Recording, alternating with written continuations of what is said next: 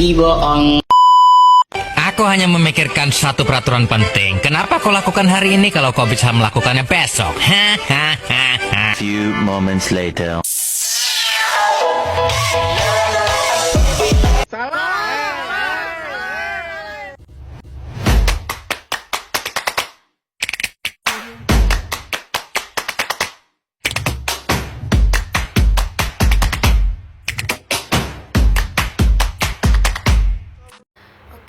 Bismillahirrahmanirrahim. Assalamualaikum warahmatullahi wabarakatuh.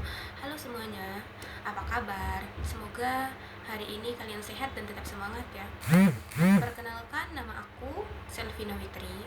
Aku dari Fakultas Tarbiyah, Prodi Pendidikan Agama Islam. Hari ini aku mau bahas satu buku yang menurutku benar-benar luar biasa dan bikin mikir dalam-dalam. Judulnya itu Bumi Manusia, karya Pramoedya Ananta Thoer. Nah, aku kan sekarang gak pegang fisiknya ya, jadi aku mau kasih lihat gambarnya aja lewat laptop aku. Nah, yang aku kasih lihat ini edisi spesial loh. Ada tulisan tangan ada tulisan tangan anniversary editionnya sebagai penghormatan buat karya besar ini, meskipun ceritanya berlatar lebih dari 100 tahun lalu, tapi isinya masih sangat nyata, tajam, dan pas banget kalau dibandingkan dengan kondisi Indonesia kita sampai hari ini. Yuk, kita bahas pelan-pelan. Nah, lihat deh sampul edisi spesial ini. Ada gambar siluet pemuda yang berdiri tegak menatap jauh ke depan dengan latar langit yang luas dan jalan yang terbentang panjang. Terlihat sederhana tapi langsung menyiratkan makna. Semangat mencari kebenaran, keberanian berdiri sendiri, dan harapan bagi masa depan. Di sini juga tertulis jelas banget kalau buku ini jadi bagian pertama dari tetralogi buruh, karya yang ditulis saat Pramoedya diasingkan dan sudah diakui dunia internasional. Jadi ini bukan sekedar cerita lama, tapi warisan pemikiran bangsa yang tak ternilai harganya. Ceritanya terjadi di Jawa tahun 1898 saat penjajahan Belanda masih sangat kuat. Waktu itu sistem masyarakat dibagi 3. Orang Eropa di puncak, lalu timur asing, dan rakyat pribumi di lapisan paling bawah. Hukum, jabatan, hak, dan kemudahan hidup cuma milik segelintir orang kulit putih. Pribumi yang cerdas sekalipun tetap dianggap warga kelas 2. Dampak buruk sistem itu terbawa sangat lama. Kekayaan alam negeri ini diambil habis buat negeri seberang, tapi rakyat asli dibiarkan tertinggal. Sekolah bagus, kedudukan terhormat, perlindungan hukum yang adil, semua itu rasanya bukan dunia mereka. Inilah warisan ketidakadilan yang jadi akar cerita di buku ini.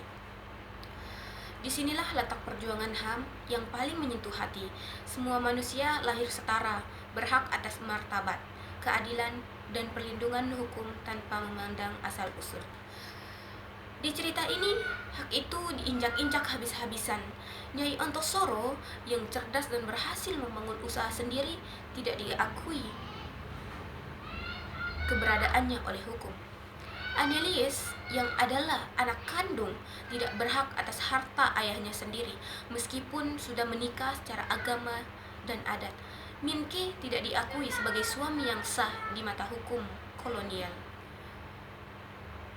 Perjuangan mereka bukan cuma soal harta atau cinta, tapi menuntut pengakuan bahwa mereka juga manusia yang punya harga diri. Mereka membuktikan martabat tidak ditentukan oleh warna kulit atau status di atas kertas, melainkan oleh akal budi dan hati nurani.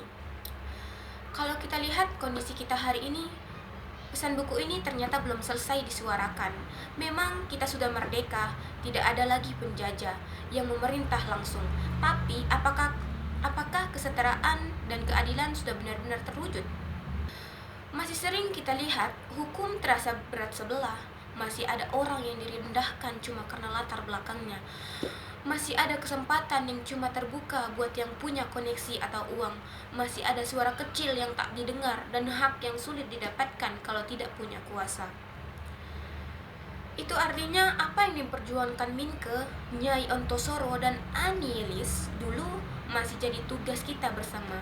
HAM dan keadilan itu bukan cuma cerita zaman penjajahan, tapi syarat mutlak buat Indonesia yang benar-benar merdeka. Jadi semangat nasionalisme di bumi manusia bukan cuma soal membenci penjajah atau berteriak merdeka. Nasionalisme yang benar itu artinya kita bangga jadi bangsa Indonesia, tapi berani jujur menilai apa yang paling salah. Kita berjuang supaya hukum benar-benar berpihak pada kebenaran, bukan kekuasaan. Kita tidak membeda-bedakan orang yang berdasarkan suku, ras, atau status. Kita berusaha membangun negeri supaya tidak ada lagi yang direndahkan martabatnya. Kita pikir kritis, berani bertanya, dan berani bersuara demi kebaikan bersama. Itulah cara mencintai tanah air yang paling nyata, seperti yang diajarkan Pramoedya lewat buku ini. Jadi, bumi manusia itu bukan sekedar kisah cinta atau kenangan masa lalu. Ini adalah cermin diri bangsa, pengingat sejarah, dan tantangan buat kita semua, bahwa bumi manusia ini layak dihuni oleh siapa saja dengan adil dan martabat. Semoga setelah menyimak ini kita makin sadar betapa berharganya keadilan, betapa pentingnya harga diri, dan betapa besar tanggung jawab kita untuk mewujudkan Indonesia yang sungguhnya merdeka bagi semua orang.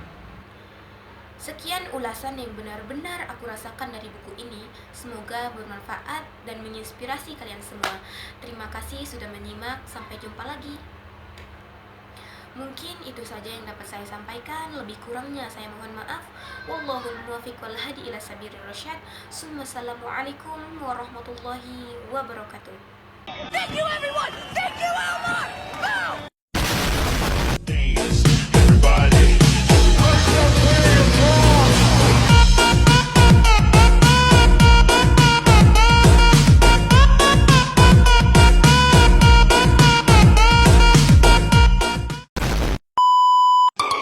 Everybody.